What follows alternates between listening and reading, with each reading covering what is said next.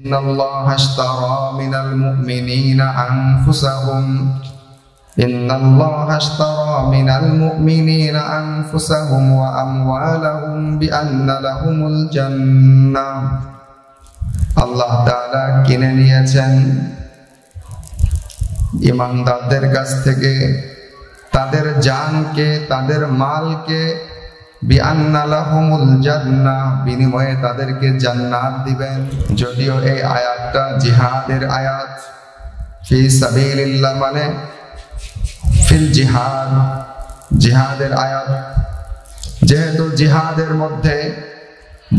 জিহাদের ময়দানে মুজাহিদ আল্লাহর দ্বীনকে বুলন্দ করার জন্য, ইসলামকে দুনিয়ার বুকে প্রতিষ্ঠিত করার জন্য, কোরআন এবং ইসলামের আইনকে দুনিয়াতে ছড়িয়ে দেওয়ার জন্য, কোরআনের শাসনকে ইসলামের শাসন দ্বারা পৃথিবী শাসন করার জন্য তারা জান ব্যয় করে, তারা মাল ব্যয় করে, তারা কষ্ট করে, তারা মুজাহাদা করে।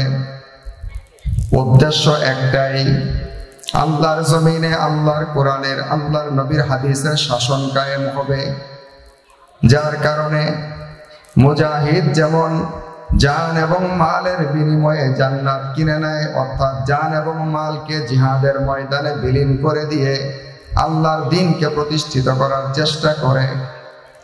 মুফাসসিরিনে কেরাম এই আয়াতের আলোকে বলেছেন, যে সকল মানুষ আল্লাহর জমিনে আল্লাহর দ্বীন প্রতিষ্ঠা করার জন্য ইলমে দ্বীনের মেহনত করে, কেউ মাদ্রাসা তৈরি করছে, মাদ্রাসা প্রতিষ্ঠা করছে, কেউ বা মাদ্রাসায় ইলম শিক্ষা দিচ্ছে, কেউ বা মাদ্রাসার শিক্ষার্থী এবং তালিবুল ইলম হয়ে ইলম তালাশ করছে, এই তিন প্রকারের মানুষ তারাও আল্লাহ তাআলার রাস্তায় জানকে ব্যয় করতেছে, তাদের মালকে ব্যয় করতেছে আল্লাহর দ্বীনকে দুনিয়াতে প্রতিষ্ঠিত করার জন্য। যারা জান ব্যয় করে, মাল ব্যয় করে ইলমে দ্বীন শিখছে, ইলমে দ্বীন শিখাচ্ছে এবং ইলমে দ্বীন শিক্ষার পরিবেশ তৈরি করে দিচ্ছে। ইলমের দ্বারা কি হয়?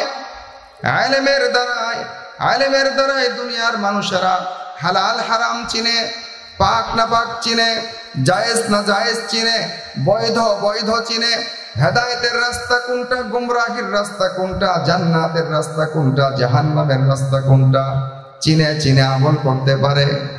এজন্য মুফাসসিরিনে কেরাম বলেন, যারা নাকি তাদের জান ও মালকে আল্লাহ তাআলার রাস্তায় অর্থাৎ ইলমে দ্বীনের রাস্তাতেও খরচ করবে, আল্লাহ তাআলা তাদের এই জান মাল খরচের বিনিময়েও জান্নাত বিক্রি করে দিবেন।